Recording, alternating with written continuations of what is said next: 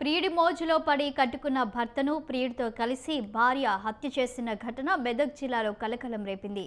శివంపేట మండలం తిమ్మాపూర్ గ్రామానికి చెందిన బొల్లెపోయిన స్వామి మృతదేహం 10 రోజుల క్రితం నేరెల కుంటలో లభ్యమైంది. పోలీసులు అనుమానాస్పద మృతి కింద కేసు నమోదు చేశారు. పోలీసులు మృతుడి భార్య మౌనికను విచారించగా అదే గ్రామానికి చెందిన ప్రియుడు సంపత్తో వివాహితల సంబంధం ఉన్నట్టు గుర్తించారు. తమ బంధానికి భర్త అడ్డొస్తున్నాడని ప్రియుడితో కలిసి భర్త స్వామిని హత్య చేశామని మౌనిక ఒప్పుకుంది. మౌనిక సంపత్పై కేసు నమోదు చేసి రిమాండ్కు తరలించినట్టు పోలీసులు తెలిపారు.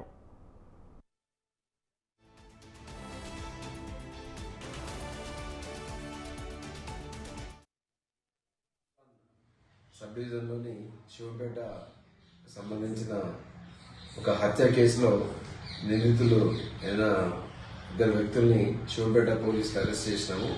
సో దీనికి సంబంధించిన పూర్తి వివరాలు ఏమంటే, శివంపేట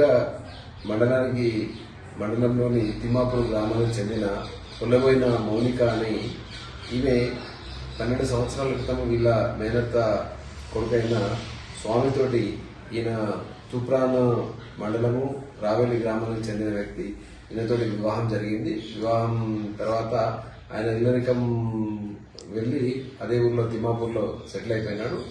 వారికి 2 పిల్లలు. అయితే ఈ మధ్యకాలంలో ఈమె గ్రామానికి చెందిన సంపత్ అనే వ్యక్తితోటి వివాహేతర సంబంధం ఏర్పరచుకున్నది.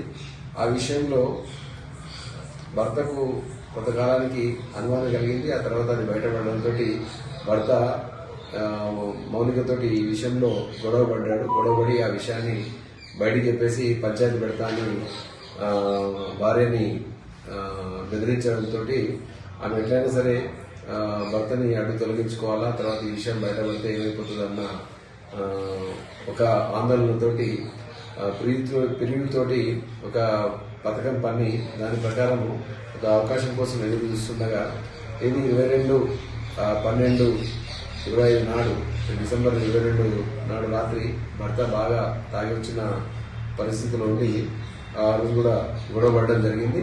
తూప్రాన్ సబ్ డివిజన్లోని శివంపేట సంబంధించిన ఒక హత్య కేసులో నిందితులు అయిన ఇద్దరు వ్యక్తుల్ని శివంపేట పోలీసులు అరెస్ట్ చేసి